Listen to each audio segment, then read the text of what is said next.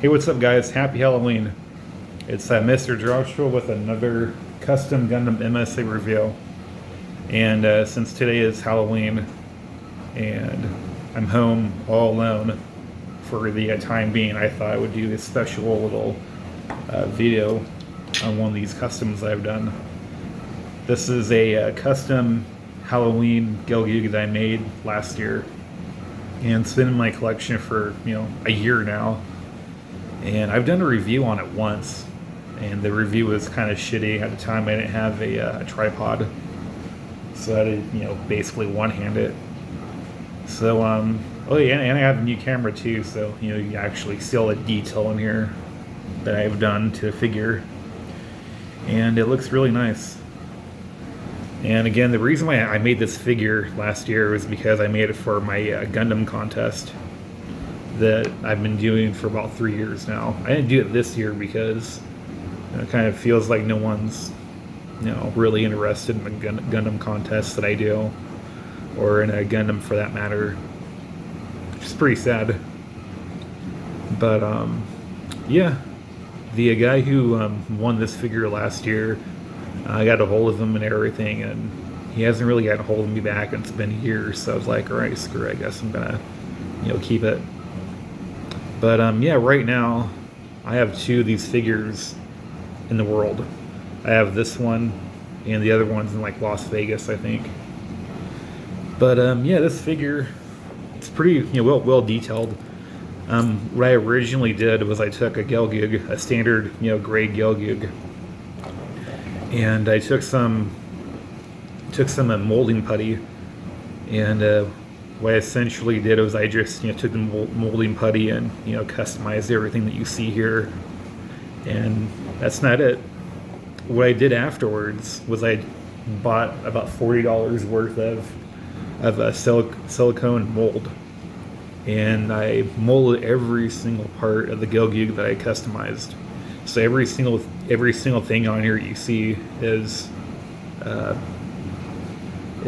resin cast. Nothing on here is like actual, Gundam. This is all, resin casted. Every single bit of it, except for the joints, of course.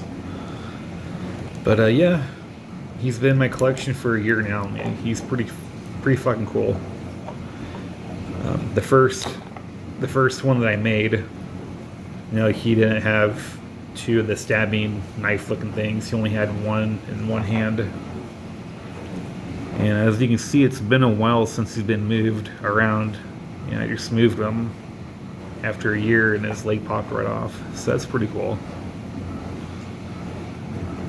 Yeah.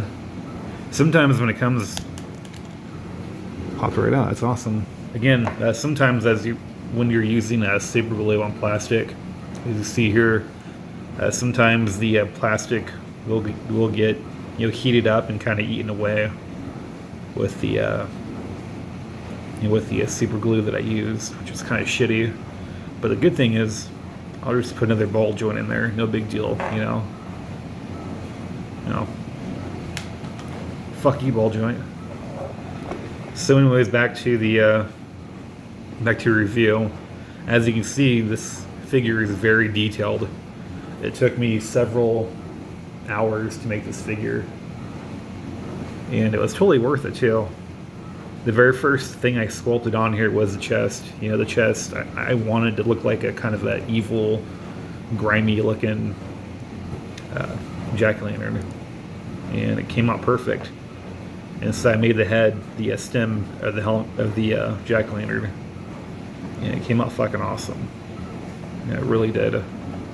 Its head is on a ball joint. Swivels back and forth. So that's cool. It's got like I want to call like a jack-o'-lantern pumpkin cannon or some shit. It's basically kind of a square little pumpkin that's sitting right there and fused into his shoulder. So that's cool. And back in here, I call this the Frankenstein part, which was inspired by Frankenstein, because I like Frankenstein. I love like monster movies. And so there's a big giant piece of metal just hanging off his ass. It's pretty sexy. you know you definitely tap it. But let's see what else we have here. Right here we have a kind of a weird looking pumpkin vine growing out of it. As you see in here, you got some more vines. And on his feet, one big giant, pumpkin vine. You got all sorts of crazy stuff right here growing on his foot, so that's kind of cool. But yeah, he took me a long time to make.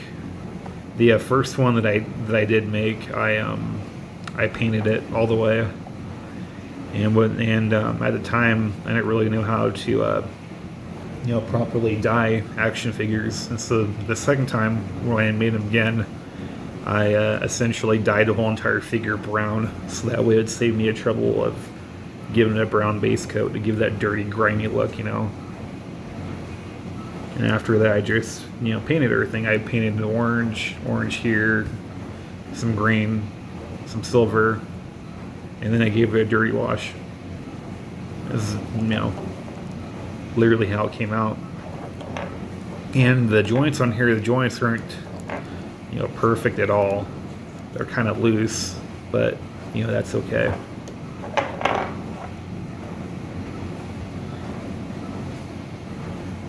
Yeah, I know it's not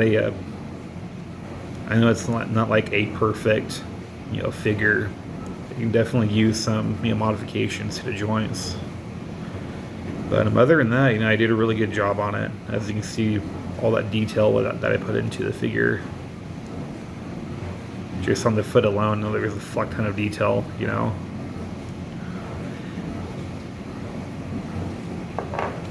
Check all that out, man. It's pretty awesome.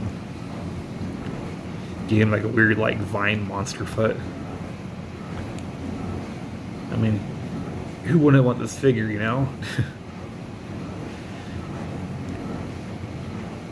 Now he's dressed all out. I stirred up, badass mobile suit, And the story, there's another, and check out that vine too. That vine looks all gritty and evil looking. It's fucking awesome. Here's another one, kind of like a hand or a claw. It's pretty fucking cool. But one of the things that inspired me with this mobile suit was I kind of wanted to pretend like we did maybe do a Gundam like episode where some mad scientist combined it, maybe kind of combined a plant and a mobile suit together and got this a Frankenstein looking Gelgoog thing, and Amuro has to destroy it. And the only problem is that it keeps regenerating its parts and whenever it gets destroyed. Something cool like that. But the joints do move, which is nice. And it has very standard articulation. That's how I, designed the figure. Unfortunately, by choice, because at the time I didn't really have any other way to, assemble the figure. But the good news is I actually have the whole entire mold for this figure, and if anybody's interested, I can actually resin cast you the whole entire figure minus the joints, and I'll just send them off to you, and hopefully with some luck somebody can come by and put some joints into it. And I am planning on making at least 3 more of these guys, and kind of wish I made a third one this year, because I actually had a bunch of mobile suits that I could have essentially destroyed and took their joints out, But yeah, that's about it. Oh yeah, one last thing. It has a cool, weird looking turbo laser beam can that shoots out. So yeah, that's pretty cool.